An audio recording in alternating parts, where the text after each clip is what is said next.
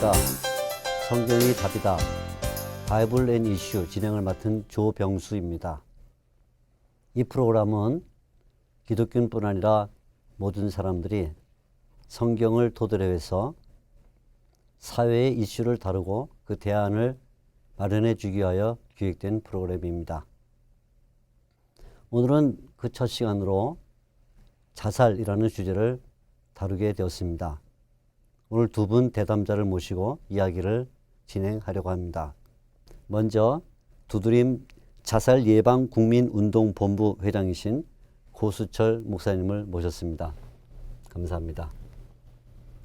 또한 종신대 교수이신 이상원 교수님을 모셨습니다. 네, 안녕하십니까. 감사합니다. 먼저 오늘 주제와 관련된 자료 화면부터 보시도록 하겠습니다. 우리나라의 자살률이 OECD 국가 중에서 8년째 1위를 기록하고 있는 가운데 자살자의 유가족들을 위한 위로 예배가 열렸습니다. 라이프 오프 기독교 자살예방센터는 지난 23일 우는 자들과 함께 울라를 주제로 제3회 자살자 유가족을 위한 위로 예배를 열었습니다. 예배에 앞서 열린 자살예방 세미나에서 고신대학원 신원화 교수는 자살한 사람이 지옥에 간다는 통설은 아무런 신학적 근거가 없다며 자살이 큰 죄임에는 틀림없지만 하나님의 택하심이 취소되지는 않는다고 밝혔습니다. 신 교수는 또 한국교회가 자살자와 그 가족을 정죄하기보다 자살 예방 사역에 더 관심을 기울여야 한다면서 자살한 이들의 장례 예배를 허용하고 유족들을 위로해야 한다고 덧붙였습니다. 지난해 2월 처음으로 시작된 자살자 유가족을 위한 위로 예배는 이번이 세 번째로 자살자 유가족들과 지인들이 참석한 가운데 진행됐습니다. OECD 국가 중 34개 나라 가운데 우리나라 자살률이 1위를 차지하고 있습니다. 심각한 것은 다른 나라들은 자살률이 계속 줄어들고 있는 반면 우리나라는 계속 증가하고 있다는 것이죠. 한동안 우리 교회는 청소년뿐 아니라 또 인기 연예인들 또 사업가들 그리고 심지어는 정치인들까지도 자살하는 그런 이야기를 많이 들었습니다. 이것은 자살에 대한 이슈가 끊임없이 일어나고 있다는 증거로 볼 수가 있겠습니다. 먼저 이상원 교수님께서는 이 사실을 어떻게 보고 계신지 말씀을 해주시기를 부탁드리겠습니다. 우선 그 2010년도 이후에 자살 통계 조사에 따르면 하루 평균 40명 이상의 사람들이 자살을 하고 있고 이것은 이제 연간으로 본다면 한 15,000명이 넘는 그런 사람들이 1년에 자살을 하고 있다는 그런 뜻이거든요. 네. 이것이 이제 이 통계 수치가 심각한 것은 예를 들어서 2000년과 2010년 이후를 비교해 볼 때 130%가 넘는 자살 증가율을 보이고 있다는 그런 사실입니다. 그리고 이제 특별히 문제는 이제 자살에 성공하는 그런 율이 15,000명이라고 하면 사실은 이제 자살을 시도하는 사람들이 배경에 깔려 있는데 자살을 시도하는 사람들은 평균적으로 10배 내지 20배가 넘거든요. 그러니까 15,000명 이상이 자살에 성공하고 있다는 얘기는 최소한도 15만 명 이상, 나아가서는 40만 명 정도가 현재 자살을 결행하고 있다. 자살을 시도하고 있다라는 그런 수치가 되고 있고 이것이 이제 문제의 심각성을 더하고 있다고 봅니다. 두 번째, 현재 나타나고 있는 자살률의 특징은 두 가지인데 하나는 특별히 노인 계층의 자살률이 큰 폭으로 증가하고 있다는 점입니다. 예를 들어서 이제 20대의 자살률에 비해서 이 80대 전후한 노인층의 자살이 한 5배 정도 높습니다. 그 원인은 이제 여러 가지로 지적할 수 있는데 우선 의학이 발달해서 사람들의 기대 수명은 늘어났는데 근데 이제 현실적으로 사회에서 퇴직하는 그 연령도 빨라지고 있다는 겁니다. 그래서 더 많은 시간 동안 일거리 없이 또 수입도 없는 그런 상태에서 굉장히 많은 시간을 노인들이 보내야 되고 거기에 비해서 이제 사회는 대가족 제도가 붕괴되고 핵가족 제도로 접어들면서 노인을 부양할 수 있는 또 노인을 옆에서 돌봐줄 수 있는 그런 그 가족들 숫자도 점점 줄어들고 그러면서 이 노인들이 우선 경제적으로 그 압박을 당하고 그 다음에 이제 외롭고 주위에 사람들이 없으니까요. 거기다 할 일도 없고 그러면서 삶의 의미를 찾지 못해서 결국 이제 자살로 생을 마감하는 그런 현상이 지금 두드러지게 나타나고 있다는 사실을 지적할 수 있고요. 또 하나는 이 전문인들의 자살이 지금 늘어나고 있다는 것입니다. 특별히 변호사라든지 의사들의 자살이 최근에 상당히 좀 두드러지게 나타나고 있습니다. 자살에 대한 이유는 상당히 다양하고 복잡하리라고 생각을 합니다. 근데 오늘 이 교수님 말씀을 들어보면 결국 자살의 근본적 이유 가운데 하나는 불행한 일들이라 이렇게 볼 수 있을 텐데, 보통 사람들이 힘든 일을 만나면 죽고 싶다 이런 이야기를 많이 씁니다. 어려움을 겪거나 아니면 절망 가운데 있을 때 이런 죽음에 대하여 생각해 보는 것은 일반적이라고 보는데, 고수철 목사님께서도 이에 대한 특별한 경험이 있다는 이야기를 들었습니다. 말씀을 한마디 부탁드리겠습니다. 제 경우는 하나님 앞에 무릎을 꿇고 많은 시간 기도를 통해서 나의 자존감을 살려주는 거죠.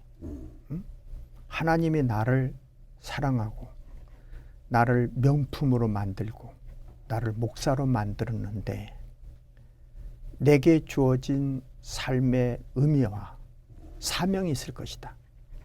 이런 생각이 자꾸 나를 에워싸면서 극복해가는 과정을 겪어봤죠. 우리 고 목사님께서 목회도 하시고 큰일을 많이 하셨는데 좌절감에서 자유롭지 않았다 하는 말씀은 상당히 의미가 깊게 들려옵니다. 지금 이 두드림을 통해서 직접 상담을 많이 하시는 것으로 알고 있는데, 상담을 하다 보면 기독교 신자들도 많이 옵니까? 맞습니다. 기독교 신자들도 많고, 제가 그 경찰청에 들어가서 수사과에 이 통계를 보자고 그랬습니다. 그래서 종교인들이 얼마나 죽는가 통계로 혹시 잡아놨느냐 물어봤더니 통계는 없다고 그럽니다. 그런데 자기 사견에 한 40%는 기독교인일 겁니다. 그렇게 많습니까? 그래서 내가 뭐 이렇게 많으냐가 한 10%밖에는 안 되지 않겠느냐 그랬더니 아닙니다. 라고 하는 그 수사관의 이야기를 듣고 제가 깜짝 놀랐습니다.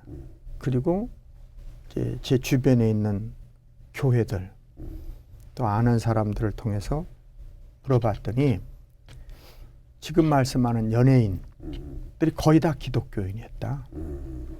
그리고 현재 큰 대형 교회에도 교인들이 죽고 있다 하는 얘기를 들었습니다.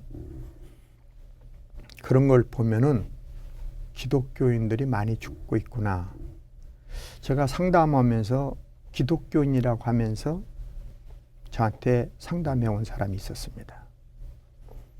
그런데 그 이야기는 외로움이 갖다 주는 심리적인 고통을 호소하고 있었습니다. 그거를 신앙적으로 극복할 수 없겠느냐 이렇게 물었더니 많은 사람들이 그 이야기를 하는데 자기에게는 와서 닿질 않는다는 거예요. 그 말. 그래서 대화를 계속했습니다.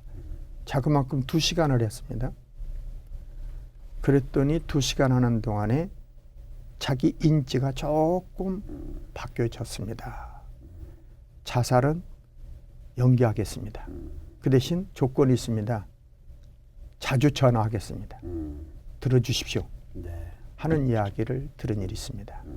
자, 이렇게 개신교, 그러니까 기독교 내에 자살의 그 율이 높다 그런다면 기독교가 당연히 이에 대한 어떤 대처를 적극적으로 해야 되는데 자살에 대한 우리 기독교의 대처가 너무 소극적이지 않느냐 이런 지적이 나오고 있습니다.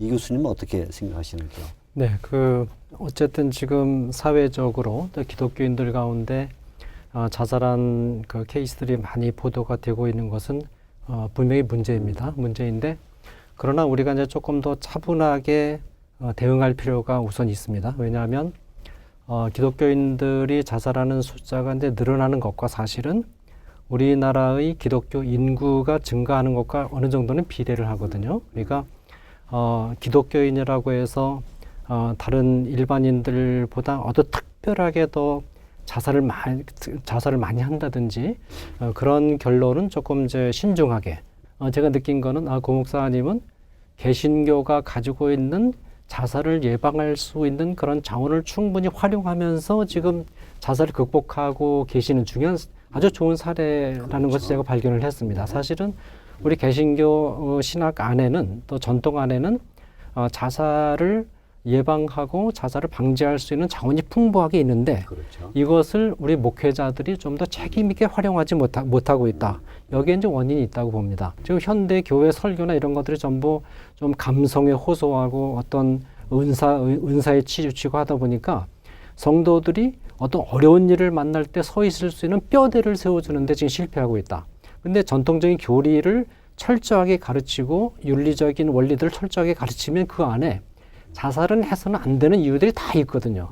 예를 들어서 이제 교리적으로 볼 때 종말론적인 관점에서 볼 때 하나님께서 살아계시고 인간이 세상을 떠나서 하나님 앞에 가게 되면 현실 속에서 인간이 행했던 모든 행위들이 하나님 앞에 다 검사를 받거든요. 이와 같은 교리를 분명히 인식을 할 때 내가 한 모든 행위들이 하나님 앞에 가서 검사받는데 어떻게 자기 생명에 손을 대는 행위를 할 수 있느냐. 이런 그 철저한 종말의식의 부재 이런 것도 있고 그다음에 욥도 그렇게 분명히 얘기했습니다마는 주신 자도 여호와시오니 치우신 자도 여호와시라. 인간의 생명의 소유권은 하나님께 있거든요. 시편 24편 1절에 이 세상에는 만물이 다 하나님의 것이다라는 말씀에도 있듯이 그러니까 인간이 나의 생명이라 할지라도 이게 내게 아니라 하나님 거란 말입니다. 내 생명을 내 손으로 만약에 끊는다든지 하게 되면 하나님의 것을 내가 손대는 그런 신학적인 문제가 되거든요. 이것도 굉장히 중요한 어떤 교리적인 입장인데 이런 것이 제대로 교육이 좀 안 돼 있고 그리고 또 사실 인간이 한평생 살아가면서 고통이 없는 삶은 없거든요. 그렇죠. 그러니까 이 하나님은 절대적으로 선하신 분이고 선하신 하나님이 우리에게 고통을 주셨을 때는 고통에서 다 뜻이 있다. 이런 가르침.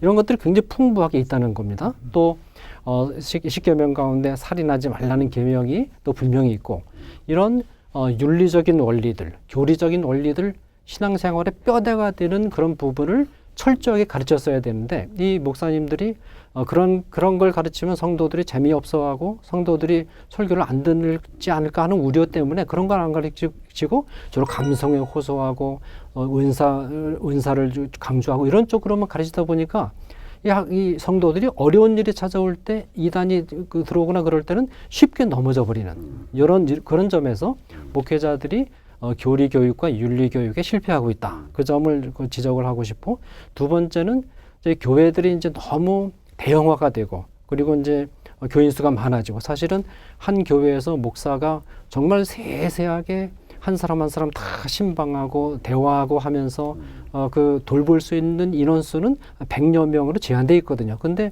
교회가 1000명 넘어가고 2000명 넘어가고 10,000명 넘어가니까 이 담임 목사와 성도들 간에 이런 인격적인 교제, 그러니까 성도들이 목사로부터 구체적인 생활 속에서 목회적 돌봄을 지금 거의 받지 못하고 많은 교인들이 주일날 한 번 와서 설교 듣고 그냥 가고 그리고 목회자는 아무런 인격적인 연결 교류도 없는 이런 상황 속에서 방치된 상황 속에서 지금 현대 교인들이 신앙생활을 하고 있고 그러다 보니까 교인들이 목회자와의 연결이 끈이 없다는 겁니다. 네. 새로운 시각으로 교회가 또는 기독교가 자살 문제를 적극적으로 대처해야 될 방향을 제시해 준 것처럼 보입니다. 실제로 가르침과 그리고 직접적인 교제라는 이 두 가지 축만 잘 살려도 성도들에게는 상당히 자살을 예방시킬 수 있는 좋은 방안이 되지 않을까 생각을 합니다.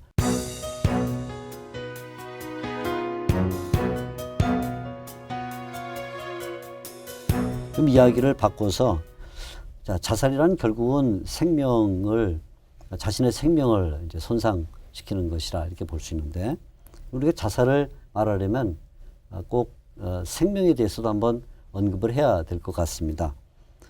생명에 대한 하나님의 근본적인 뜻 또는 의미가 무엇일까? 고수철 목사님 어떻게 생각하시는지 말씀해 주시죠. 생명은 하나님께서 우리에게 준 선물이다. 네. 저는 그렇게 생각을 합니다. 네. 우리가 생일 선물 누구한테 어렸을 때 받으면 네.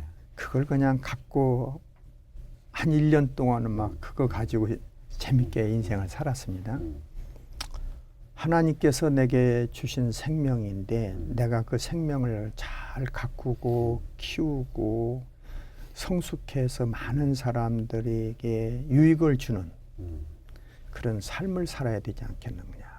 저는 그렇게 생각합니다. 근데 자살이라고 하는 단어가 이제 슈사이드 아닙니까? 네. 예.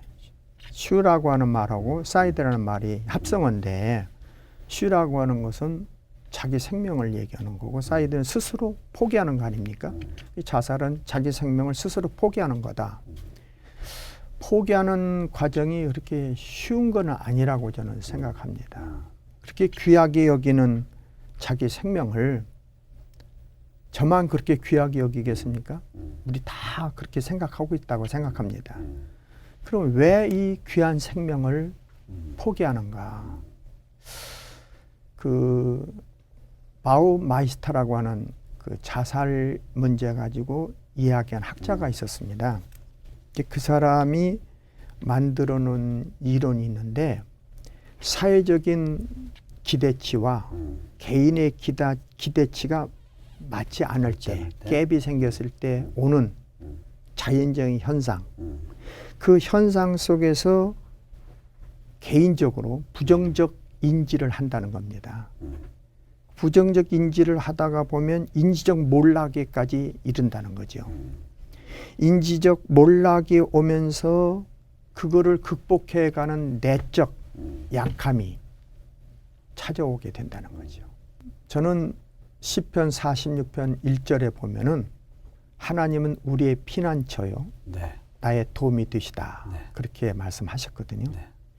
바로 내가 한없이 약해져 가고 넘어질 수밖에 없고 포기할 수밖에 없는 그 순간 하나님이 나의 피난처다 라고 하는 사실을 깨닫는 사람, 그러면서 하나님이 나를 도와주는 사람, 그런 생각을 몰두하면은 자살을 하지 않고 새로운 용기로 가지고 일어날 수 있지 않겠느냐, 이렇게 생각을 합니다. 자, 심리적 고통이 극심해졌을 때 그 충동을 이기지 못하고 자살을 하게 된다, 이런 말씀이 네. 되겠는데요. 조금 어려운 질문이긴 하지만, 그러면 실제로 이렇게 어떤 한 인생이 자기의 생명을 스스로 끊었다, 이런 이제 가정을 한다면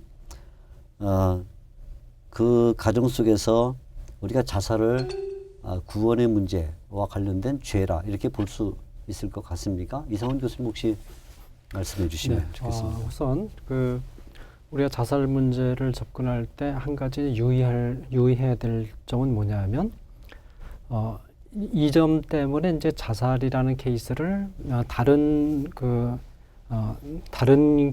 케이스의 사람의 생명을 손상시키는 그런 케이스와 좀 구별할 필요가 있는 것인데, 아마 거의 대부분의 경우에 있어서 물론 이것은 통계적으로 정확하게 얘기할 수 없는 것이 얘기하기 어렵습니다만은, 대부분의 자살자들은 어느 정도는 정신적인 질환 상태, 뭐 조울증이라든지 우울증이라든지와 같은 정신적인 질환 상태에서 자살을 결행하는 경우가 많다는 점을 우리가 염두에 둘 필요가 있습니다.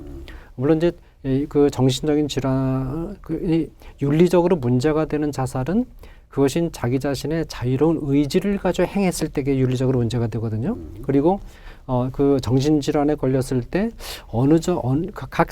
각 사람에 따라서 이제 정신질환의 정도가 다 다르기 때문에 정신질환에 걸려 있다 할지라도 자기 자신의 의지가 여전히 살아있을 때가 있고 그런 경우가 있습니다만은 그러나 정말 정신질환에 중증 정신질환에 걸리는 그런 경우에는 네. 사실상 자기 자신의 의지를 스스로 통제할 수 있는 능력을 상실하게 된다는 겁니다. 이런 경우까지도 우리가 윤리적인 비판의 죄, 비판의 대상, 또 죄로 정죄하는 것은 굉장히 신중해야 된다. 그럼에도 불구하고 자기 자신의 의지가 개입된 자살은 분명히 죄라고 판단할 수밖에 없는데 네. 그것은 이제 한 3가지 정도로 죄임을 우리가 명백히 알 수 있습니다. 조금 전에도 말씀드렸지만 첫째는 이제 청지기 정신에 이게 위배되는 것이거든요. 그러니까 인간의 생명은 인간 자신의 소유물이 아니고 하나님의 것이다.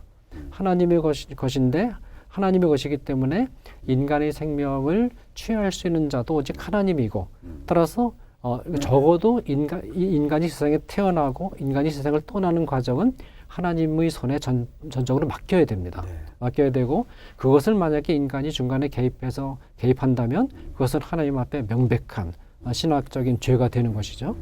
두 번째는 우리가 이제 잘 아는 것처럼 십계명에 보면 살인하지 말라 하는 명령이 분명히 있고 모든 인류의 마음속에는 보편적인 법칙 안에 사람이 자기 생명을 끊어서 안 된다는 보편적인 원칙이 있습니다. 네. 그 원칙의 근거, 이 자기 생명을 자기 스스로 끊는 것은 이 원칙에 어긋나는 것이다.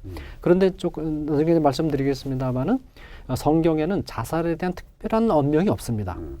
그러면 성경이 자살에 대해서 특별한 언명을 하지 않고 있으니까 성경은 자살을 용인하는 것이냐? 그건 결코 아니죠. 그렇죠. 왜냐하면 고대 히브리 사상의 맥락에서는 내가 내 생명을 끊든 내가 다른 사람의 생명을 끊든 살인한다는 점에 있어서는 아무 차이가 없습니다. 네, 그렇죠. 그걸 같이 봤어요. 그것이 구약 성경의 특징입니다.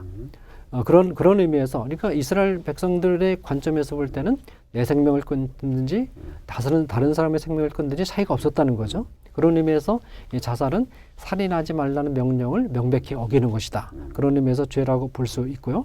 또 한 가지 중요한 것은 기독교 윤리의 아주 중심적인 강령이 이제 사랑의 대강령과 황금률인데 자살은 사실은 황금률을 정면으로 어기는 그런 범죄다. 그렇게 행위다고 볼 수 있습니다. 황금률의 원칙이 뭡니까? 내가 남에게 대접받고 싶은 대로 너도 남을 대접하라. 다시 말해서 역지사지 입장에 서서 생각해보라. 이 말은 다시 말해서 너의 행동이 다른 사람의 입장에 섰을 때 어떻게 너의 행동이 받아들여질 수 있는지를 생각하면서 행동하라는 거죠. 그렇죠. 그러니까 내가 속한 공동체, 그의 가족일 수도 있고 교회일 수도 있고 또 회사일 수도 있고 여기일 수도 있는데 공동체에 속한 일원들에게 너의 행위가 어떤 피해를 끼치는지 그거를 한번 생각하면서 행동해봐라. 그것이 우리 기독교인이 기본적으로 따라야 될 원리거든요.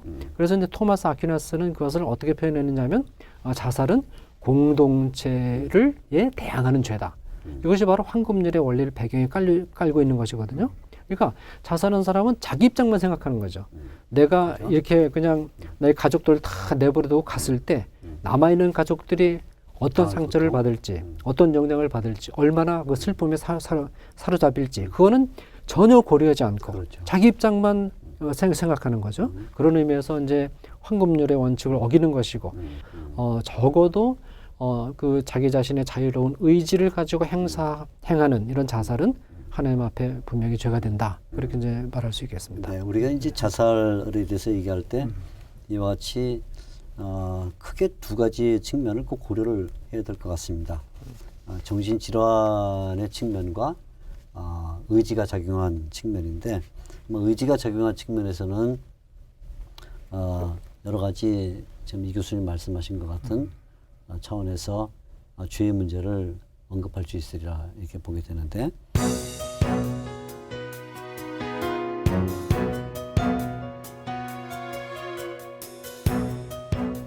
자 그러면 기왕에 이야기가 나왔으니까 자살이 의지적인 면에서는 죄의 성격을 가질 수 있다 이렇게 말했다면 구원의 문제와 관련해서 어떻게 볼 수 있을까요? 다윗은 사울이 자결을 했음에도 불구하고 하나님의 백성으로 보기를 중재하지 않았습니다. 이게 다윗은 계시기관이거든요.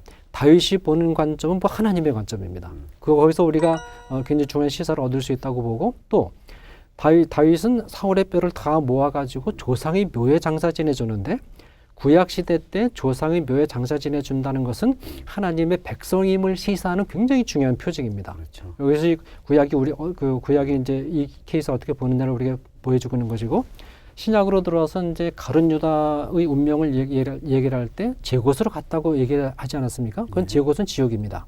그러나 이 가룟 유다가 제곳으로 간 것은 자결 때문에 간 게 아니고 그 이전에 베드로는 회개하고 예수님께 돌아왔는데 가룟 유다는 끝까지 예수님을 받아들이기를 거부했습니다. 거기서 가룟 유다의 운명이 결정이 됐던 거죠.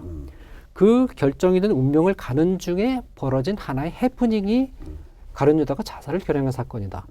자, 이렇게 해서 성경은 자살한 자의 운명에 대해서 아무런 언명도 하지 않고 있고 또 그 구약성에 시사하는 구약성의 이런 진술들은 우리에게 자살자의 운명에 대해서 어떻게 봐야 되는지 굉장히 중요한 시사를 보여준다고 보고요. 이 기독교계의 자살이라는 죄를 성령 회방죄로 연결시키면서 자살을 했다면 비록 신앙을 고백하고 또 신앙생활을 했다 할지라도 그 지옥에 간다는 그런 속설이 들어가는데 이것은 문헌적으로 연구해 보면 성경에서 나온 속설이 아니고 그 당시에 신플라톤주의자들, 영육 이원론에 강하게 사로잡혀 있던 신플라톤주의자들로부터 이게 들어왔습니다. 모두 로마 카톨릭은 외경, 가경을 막 받아들이니까 이걸 들어오면서 로마 카톨릭 안에 자살한 사람은 지옥에 간다는 속설이 들어왔고 그 속설을 받아들여서 단테 신곡에 보면 자살자는 지옥의 맨 밑바닥에 배치하는 그런 그 구도가 나타났거든요. 그러나 루터는 이와 같은 중세의 그 자살관을 명백하게 탁상 강화해서 거부했습니다. 거부했고 그리고 루터는 심지어 로마의 그 추기경이 그 파문을 당해가지고 이제 그걸 충격을 이기지 못해 자살한 케이스 그 케이스도 해석을 하면서 말하자면 그 하나님께서 그래도 이 추기경의 영혼을 받아주셨을 것이다. 그렇게 해석을 하고 있습니다. 그 이후에 개신교 정통주의에서는 물론 자살은 그 살인하지 말라는 그 계명을 어긴 심각한 범죄임을 지속적으로 강조해 왔지만 자살 문제를 구원 문제와 연결시키지 않는 것이 그 개신교의 하나의 전통으로 이렇게 이어져 왔다. 그렇게 우리가 판단을 할 수가 있습니다. 자, 이제 우리가 이렇게 자살과 또 죄의 문제 그리고 구원의 문제 등을 살펴보면서 어느 정도 정리를 했는데 이제 현실과 관련된 문제를 하나 이야기하게 되면 실제로 기독교 교회 안에 처음에 우리 고 목사님도 말씀하셨지만 상당한 그 사람들의 수가 자살을 하게 되면 결국은 목사님이 이제 장례식을 치러야 되는 경우가 발생하게 되는 것이죠. 그런데 우리의 현실은 자살한 성도의 장례식을 치를 경우에 적지 않은 비판도 또 있는 것은 맞는 것 같습니다. 아마 목사님께서도 혹 이런 경우를 만나셨든지 혹은 뭐 이런 일에 대한 어떤 답변을 요구받으셨을 경우가 있을 텐데 목사님 보실 때는 자살한 성도의 장례식을 인도하는 것 어떻게 생각하십니까? 1년 반 전부터 이 문제 가지고 이렇게 고민하면서 들어보니까 자살한 사람들이 교인도 많은데 지금 나에게 자살한 사람이 장례를 치른다면 나는 어떻게 치를 거냐. 이기적 자살한 사람들은 버리고 이타적 자살한 사람은 장례를 치르고 아메노적 자살한 사람도 좀 불쌍하니까 도와주자.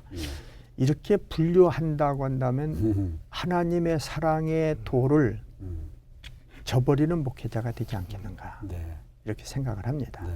그래서 제가 그런 질문을 자기가 주시니까 제가 생각나는 것은 어떻게 설교할 것인가. 그리고 이 설교를 통해서 어떻게 할 것이냐라고 생각을 해봤습니다. 이 자살한 사람들의 그 심리적 고통에 대해서 교회가 우리 아까 이 교수님도 그런 이야기 하셨지만 목회적 돌봄에 대해서 철저하지 못했다고 하는 책임의식을 가지고 그 자살한 사람들의 심리적 고통에 공감을 하면서 심는 대로 거두리라 하는 갈라디아서 6장에 있는 말씀을 가지고 설교를 하면서 고인에 대한 아쉬움에 대한 설교를 일단 해야 될 것이라 이렇게 생각을 합니다. 네. 그리고 장례가 고인에 대한 그 아픔의 고통에 동참하는 장례를 치러야 되고, 두 번째는 그 유족들에 대한 배려가 있어야 된다 이렇게 생각합니다. 좀 다각적인 시각에서 자살자의 장례식 문제를 얘기해 주셨는데, 아무튼 기독교 교회가 끝까지 성도를 책임져야 되는데 그렇지 못했다는 것에 대한 아쉬움의 표시로 장례식을 말씀하신 것은 상당히 생각을 많이 해봐야 될 것 같고, 또 그것이 결국은 또 자살 예방의 한 일환이 된다는 것도 좋은 말씀인 것 같습니다. 사실 기독교는 사망자를 위해서 장례식을 치르는 것은 아니라는 생각을 갖습니다. 결국은 유족들을 위한 행사가 될 수 있기 때문에 그런 점을 많이 고려하면서 이 자살자의 장례식에 임해야 되지 않을까, 이런 정리를 해보게 됩니다.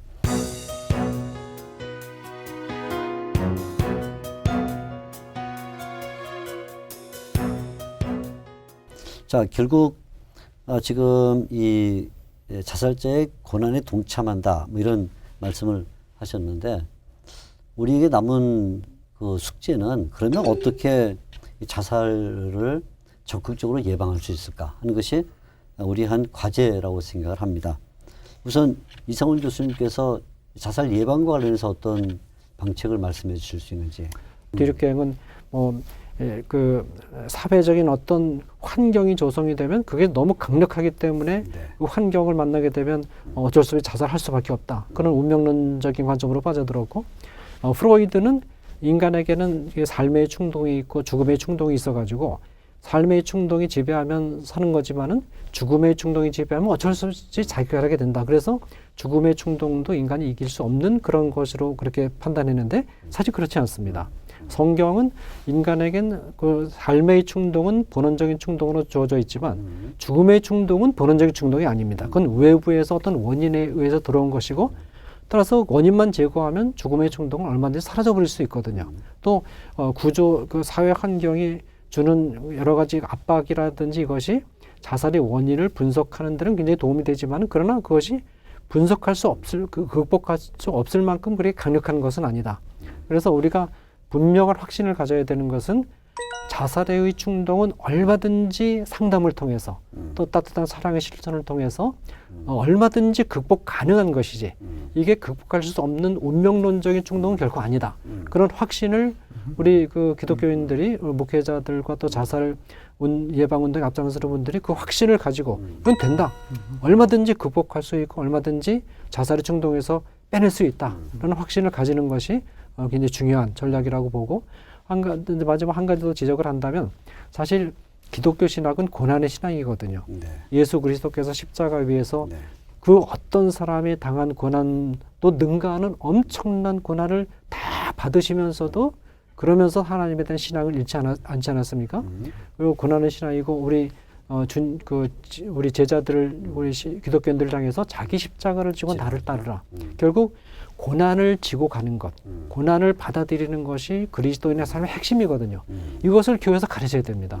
교회에서는 번역의 신앙만 가르치고, 그 복 받아가지고 잘 사는 것만 가르치고, 이게 사실은 그 기독교인의 삶의 본질이 아니거든요. 기독교인의 삶의 본질은 십자가를 지고 어떤 고통이 찾아와도 그것을 믿음 안에서 살아계신 하나님이 주시는 능력, 성령의 능력 안에서 얼마든지 극복해 나가는, 그것이 기독교인의 삶의 본질이기 때문에 우리 그리스도인들에게, 성도들에게 자기 십자가를 지고 고난을 지고 가는 것이 그리스도의 삶이라는 것을 꾸준히 평소부터 가르쳐서, 이런 게 그 체질화가 돼 있으면 그런 정도의 그 자살 충동을 일으킬 만한 고난이 찾아와도 얼마든지 이길 수 있지 않겠는가. 우리 교수님 얘기에 전적 동감을 하면서,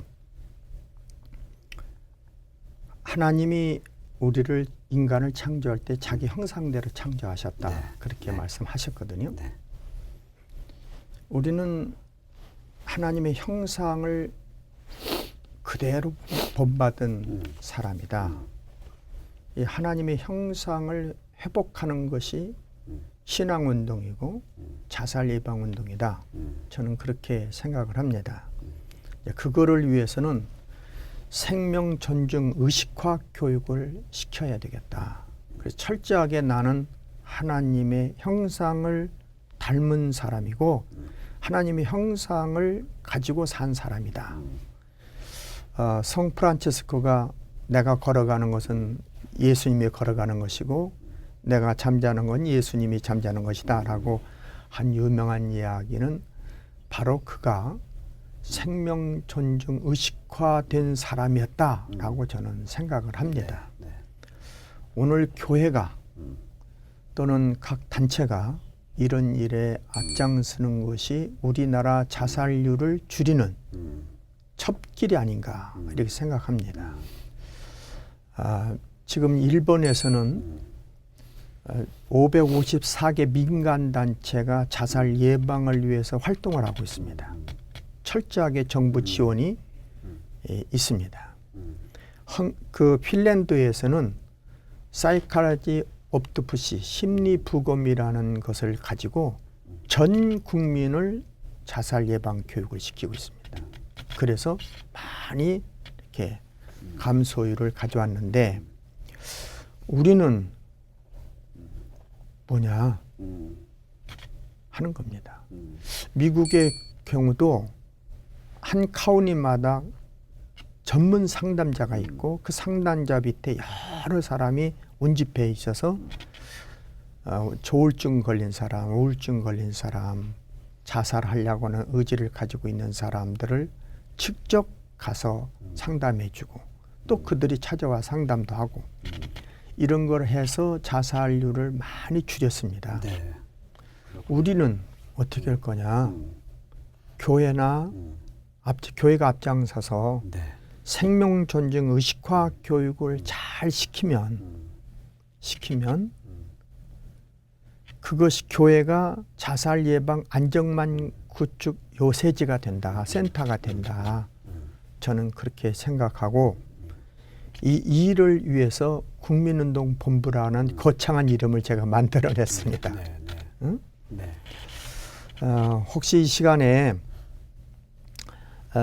우리 방송을 듣는 분들의 주변 사람들 가운데 혹시 조울증이나 우울증에 또는 이 심리적 고통으로 괴로워하는 사람이 있다고 한다면은 혹시 전화를 주시면 저와 동료들이 최선을 다해서 돕는 일을 하면서 환자들을 돕겠다.